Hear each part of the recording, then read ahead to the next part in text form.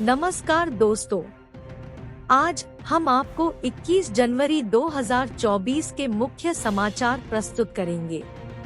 कृपया नीचे कमेंट करके बताएं कि आप किस क्षेत्र से हिमाचल न्यूज सुन रहे हैं।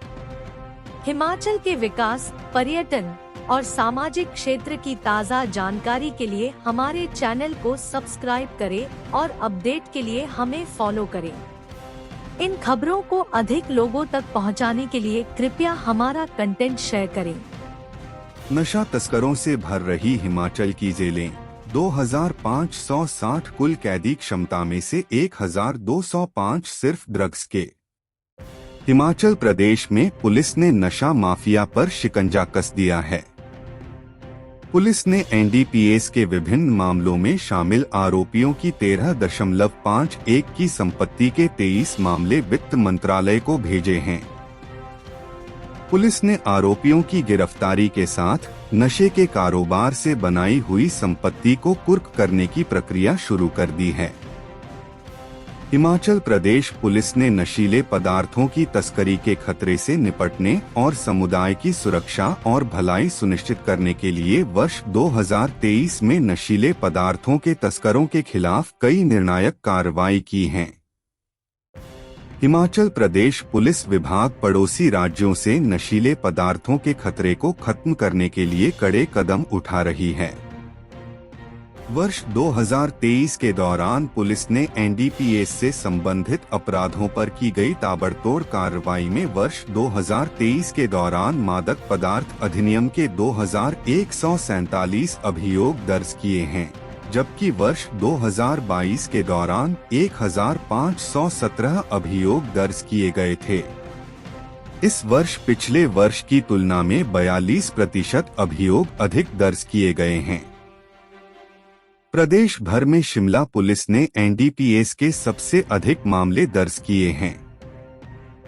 पुलिस मुख्यालय की ओर से जारी की गई प्रेस विज्ञप्ति के अनुसार वर्ष 2023 में वर्ष 2022 की तुलना में 26% अधिक हेरोइन व दोगुनी मात्रा में ज्यादा स्मैक व चूरा पोस्ट बरामद किया गया है। नशे की तस्करी में संलिप्त अपराधियों की गिरफ्तारी में भी 40% की वृद्धि हुई है। वर्ष 2023 में 170 मामलों में मादक पदार्थ अधिनियम के अंतर्गत जब्त की गई केस प्रॉपर्टी को नियमानुसार नष्ट किया गया है। इसके अलावा प्रदेश की विभिन्न जेलों में 2560 कैदियों को रखने की क्षमता है। वर्तमान में मादक पदार्थों की तस्करी में संलिप्त 1205 अभियुक्त 47% जेल की क्षमता के अनुसार प्रदेश की विभिन्न जेलों में बंद हैं। 11 अक्टूबर 2023 को प्रदेश पुलिस ने पीआईटी एनडीपीएस अधिनियम 1988 में अवैध तस्करी की रोकथाम के लिए एक स्थायी आदेश जारी किया है। पुलिस जिला नूरपुर बनने के बाद नूरपुर पुलिस द्वारा मादक पदार्थ अधिनियम की तस्करी में संलिप्त अपराधियों के विरुद्ध ताबड़तोड़ कार्रवाई की गई है। नशा तस्करों की 13.51 करोड़ प्रॉपर्टी अटैच।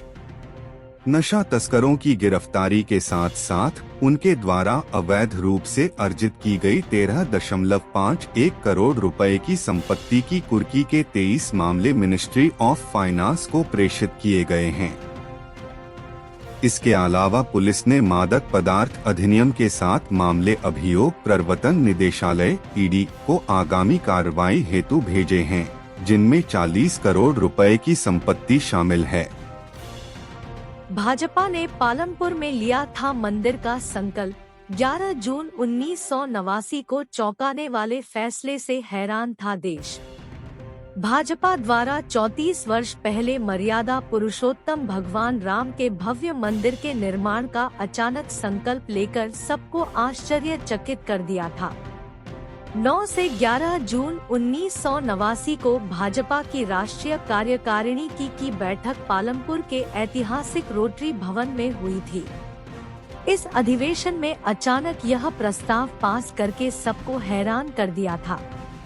उन ऐतिहासिक पलों के चश्मदीद गवाह बने प्रदेश के पूर्व मुख्यमंत्री शांता कुमार ने उसी रोटरी भवन में शनिवार के दिन उन पलों को अद्भुत क्षण करार देते हुए आनंद के आंसू आंखों में भरते हुए अधिवेशन के हर पल को पत्रकारों के साथ साझा किया। शांता कुमार के अनुसार 500 वर्ष के गुलामी के इतिहास में राम मंदिर के निर्माण की कोशिश से जारी रही। राम भक्त गोलियां खाते रहे, शहीद होते रहे तथा आगे बढ़ते रहे। 22 जनवरी को 500 साल के बाद प्रभु राम के मंदिर का कार्य पूरा होने से देश के 40 करोड़ लोगों की भावनाएं जुड़ी है। माहौल राममय हो गया है। इस प्रस्ताव की जानकारी पार्टी के कुछ गिने चुने नेताओं को ही थी।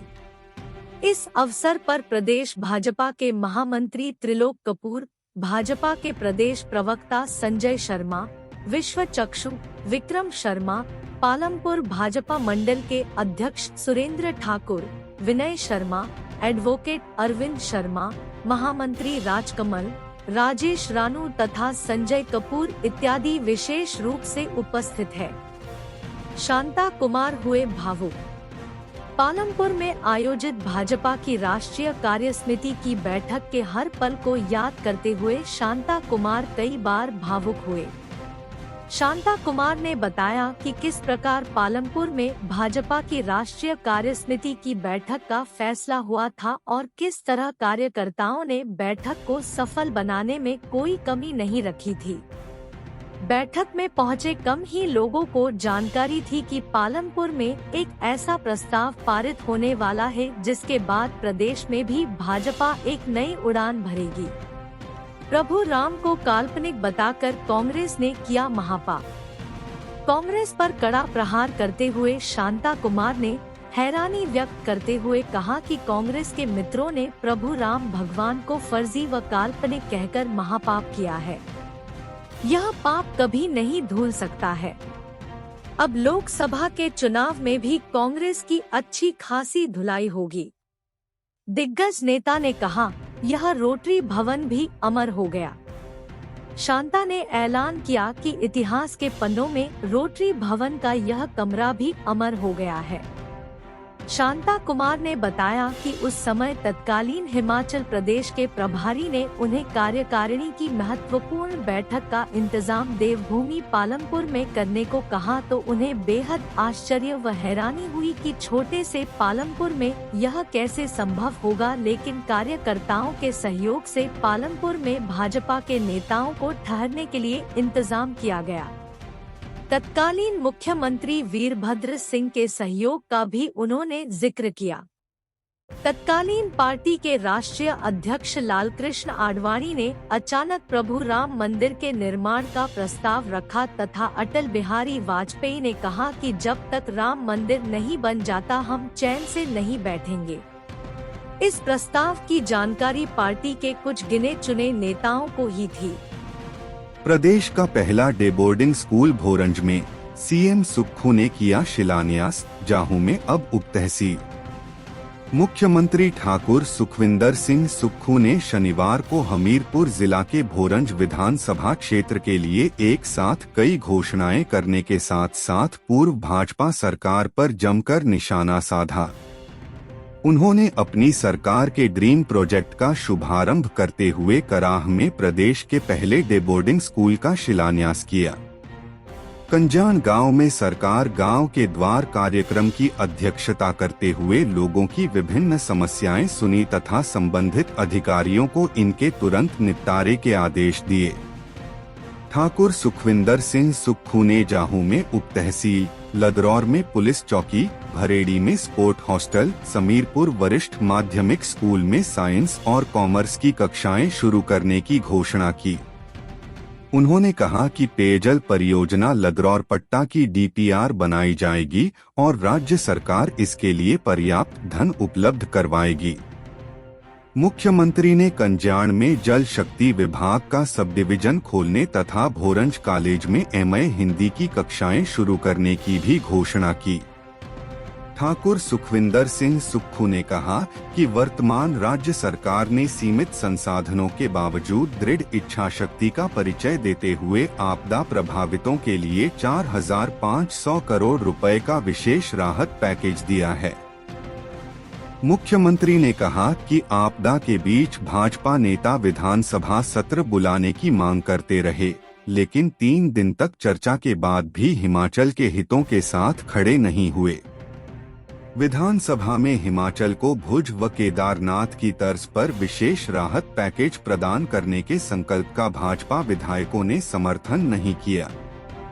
उन्होंने कहा कि मैं भाजपा सांसदों से पूछना चाहता हूं कि उन्होंने प्रधानमंत्री नरेंद्र मोदी और केंद्रीय गृह मंत्री अमित शाह से मिलकर विशेष राहत पैकेज की मांग क्यों नहीं की। चुनावों में हमारे कामों का भी आकलन कर लेना और बीजेपी का भी। मुख्यमंत्री ने कहा कि आने वाले समय में लोकसभा चुनाव आने वाले हैं। प्रदेश से बीजेपी के 3 सांसद हैं और केंद्र में बीजेपी की ही सरकार है।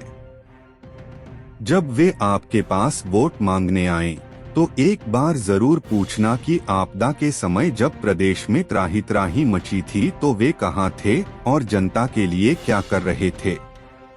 उन्होंने जनसभा में कहा कि जब चुनाव आएंगे तो एक बात पर मंथन जरूर करना कि कांग्रेस सरकार ने जनता की भलाई के लिए 1 साल में बिना केंद्र की मदद के कितना और क्या काम किया तथा प्रदेश की पूर्व बीजेपी सरकार ने कितना काम किया था। यह भी सोचना कि वर्तमान में बीजेपी के 3 सांसदों ने प्रदेश के विकास में कितना योगदान दिया है। 102 कनाल में बनेगा स्कूल। प्रदेश का पहला Rajiv Gandhi day boarding school 102 कनाल भूमि पर 50 करोड़ रुपए की लागत से कराह में बनेगा। सीएम ने दावा किया है कि 1 साल के भीतर इस स्कूल के प्राइमरी सेक्शन को शुरू करने का लक्ष्य रखा गया है। राज्य सरकार त्वरित कार्य करने में विश्वास रखती है ताकि लोगों को इसका समय पर लाभ मिल सके। सड़क सुरक्षा का पाठ पढ़ेंगे छात्र। SCRT सोलन में शुरू हुई अध्ययन सामग्री की तैयारी। हिमाचल प्रदेश स्कूल शिक्षा बोर्ड से संबद्ध विद्यालयों के जमा 1 व जमा 2 कक्षा के विद्यार्थी सड़क सुरक्षा का पाठ पढ़ेंगे। राज्य शैक्षिक अनुसंधान एवं प्रशिक्षण परिषद SCRT सोलन में इस ज्वलन समस्या को लेकर अध्ययन सामग्री तैयार करने पर कार्य करना आरंभ कर दिया है। अंग्रेजी माध्यम में तैयार की जा रही इस सामग्री का उपयोग निकट भविष्य में जमा 1 व जमा 2 कक्षा के विद्यार्थियों के पाठ्यक्रम में किया जाएगा। इस ज्वलन सामाजिक समस्या दिनों दिन बढ़ती सड़क दुर्घटनाओं के प्रति जागरूक करने के उद्देश्य के लिए अध्ययन सामग्री तैयार करने के लिए प्रथम कार्यशाला का आयोजन किया गया। कक्षा जमा 1 और जमा 2 के छात्रों के लिए यह सामग्री अंग्रेजी माध्यम से तैयार की जा रही है। इस सामग्री का उपयोग हिमाचल प्रदेश के पाठ्यक्रम की कक्षा जमा 1 और कक्षा जमा 2 की पाठ्य पुस्तकों में निकट भविष्य में शामिल किया जाएगा। कार्यशाला के बारे जानकारी देते हुए कार्यक्रम की समन्वयक वीना ठाकुर ने बताया कि सड़क सुरक्षा जागरूकता से संबंधित इसी तरह की सामग्री जानकारी राज्य शैक्षिक अनुसंधान एवं प्रशिक्षण परिषद कक्षा 6 से कक्षा 10 तक के छात्रों को तैयार कर चुकी है, जिसका लाभ छात्र अध्ययन कर प्राप्त कर रहे हैं। गोबिंद सागर झील की साइट लीज पर देने की तैयारी। वाराणसी की तर्ज पर जल्द तैरते नजर आएंगे हाउस बोट। बिलासपुर की गोबिंद सागर झील में जल्द ही श्रीनगर की डल झील व यूपी के वाराणसी की तर्ज पर क्रूज शिकारे, house boat, hi-tech motor boat, jet ski व वाटर स्कूटर इत्यादि शुरू करने की तैयारी चल रही है। जिला प्रशासन ने लुहणू से लेकर मंडी भराड़ी तक साइट नोटिफाई करने के बाद अब टेंडर भी तैयार किया है, जिसे अप्रूवल के लिए पर्यटन विभाग को भेजा गया है। उस ओर से अप्रूवल मिलने के बाद चयनित साइट को लीज आउट किया जाएगा। इस महत्वाकांक्षी प्रोजेक्ट को मूर्त रूप देने के लिए जिला प्रशासन ने एक सोसाइटी का गठन किया है, जिसके चेयरमैन उपायुक्त है, जबकि बाकी विभागों के अधिकारी मेंबर है। उपायुक्त ने गोविंद सागर झील में वाटर व एडवेंचर स्पोर्ट्स एक्टिविटीज शुरू करने के लिए इनिशिएटिव लिया है। प्रारंभिक तौर पर न केवल बिलासपुर मंडी भराड़ी ऋषिकेश और बहनाजट्टा तथा साथ लगते अन्य क्षेत्रों के वाटर एवं एडवेंचर स्पोर्ट्स के साथ प्रत्यक्ष या परोक्ष रूप से जुड़े लगभग 5000 युवाओं को लाभ प्रदान करेगा। मुख्यमंत्री ठाकुर सुखविंदर सिंह सुक्खू द्वारा इस अधिसूचना व उनके मार्गदर्शन में यह क्षेत्र नई पर्यटन संभावनाओं से लबरेज होगा। उधर उपायुक्त आबिद हुसैन सादिक ने बताया कि गोविंद सागर झील में कूरज, शिकारे और मोटर बोट के साथ ही house boat, hi-tech motor boat व वाटर स्कूटर शुरू करने के लिए एरिया नोटिफाई किया जा चुका है। अब टेंडर भी तैयार है, जिसे टूरिज्म डिपार्टमेंट की अप्रूवल के लिए भेजा जा रहा है। अप्रूवल मिलने के बाद साइट को लीज आउट किया जाएगा। पैडल और स्पीड बोट का आनंद। जुलाई से जनवरी माह तक झील में पर्याप्त जल भराव के चलते जहां अनेक प्रकार की स्किल वाटर स्पोर्ट्स को प्रारंभ किया जा सकता है। इसके तहत प्राथमिक आधार पर paddle boat, speed boat, water surfing तथा अनेक क्रीड़ाओं का आनंद पर्यटक उठा सकेंगे। कायाकिंग और कैनोइंग के लिए झील अति उत्तम। जलीय क्रीड़ा में कायाकिंग और कैनोइंग के लिए गोविंद सागर अति उत्तम है। इसके अतिरिक्त कैनो स्प्रिंट, वाटर पोलो और वाटर सेलिंग आदि खेलने भी यहाँ प्रारंभ की जा सकती है। इसमें न केवल स्थानीय खिलाड़ियों को प्रोत्साहन मिलेगा, वहीं देश विदेश के खिलाड़ी इस क्षेत्र की ओर आकर्षित होंगे। देश भर में सीटेट एग्जाम आज 135 शहरों में 20 भाषाओं में होगी परीक्षा। केंद्रीय शिक्षक पात्रता परीक्षा सीटेट रविवार को देश के 135 शहरों में 20 भाषाओं में होगी। सीबीएसई ने सीटीईटी परीक्षा पूरी पारदर्शिता, नकल विहीन और सुरक्षा के साथ करवाने की तैयारी पूरी कर ली है। सीटीईटी पेपर 2 का आयोजन रविवार को सुबह 9:30 बजे से दोपहर 12 बजे तक होगा। पेपर 2.5 घंटे का होगा। सीटीईटी पेपर 1 का आयोजन रविवार को दोपहर 2 बजे से 4:30 बजे तक होगा। पेपर 2.5 घंटे के होंगे। सीबीएसई ने सीटीईटी परीक्षार्थियों के लिए गाइडलाइंस जारी की है, जिसका पालन करना अनिवार्य है। सीटीईटी अभ्यर्थियों से कहा गया है कि वह परीक्षा शुरू होने से 2 घंटा पहले परीक्षा केंद्र पहुँचे। अभ्यर्थियों के लिए 3 चीजें लाना अनिवार्य है: admit card, photo ID proof और नीला या काला बॉल पेन। एग्जाम की गाइडलाइंस। 1. सभी अभ्यर्थियों को परीक्षा केंद्र के भीतर 4 चीजें ले जाने की अनुमति है: original admit card, original photo ID proof, नीला या काला बॉल पेन और आधा लीटर की ट्रांसपेरेंट पानी की बोतल। 2. ओरिजिनल एडमिट कार्ड और ओरिजिनल फोटो आईडी प्रूफ दिखाए बगैर परीक्षा केंद्र में एंट्री नहीं मिलेगी। 3. परीक्षार्थी अपने फोटो आईडी प्रूफ के तौर पर PAN card, Aadhaar card, passport, driving licence, voter ID card में से कोई एक ला सकते हैं। 4. परीक्षार्थियों से कहा गया है कि वे परीक्षा शुरू होने से 2 घंटा पहले एग्जाम सेंटर रिपोर्ट करें। 5. Dress code. परीक्षार्थियों के कपड़े को लेकर कोई विशेष निर्देश नहीं है, लेकिन अभ्यर्थी ज्वेलरी पहनकर न लाएं। 6. ये चीजें हैं: ban, metallic item, books, notes, paper, geometry, pencil box, gold या artificial ornaments, plastic pouch, pencil pouch, pencil, scale, log table, writing pad, eraser, cardboard, electronics devices, watch, wrist watch, wallet, Google, handbag, mobile phone, earphone, microphone, camera, headphone, pen drives, pager, Bluetooth device, calculator, debit credit card, electronic pen, scanner. 7. परीक्षा खत्म हुए बगैर परीक्षा केंद्र छोड़ने की इजाजत नहीं दी जाएगी। 8. जिन परीक्षार्थियों को डायबिटीज की समस्या है वे अपने साथ sugar tablet, chocolate, candy, snacks, फल ला सकते हैं। ये सब चीजें ट्रांसपेरेंट पॉलीबैग में लानी होंगी।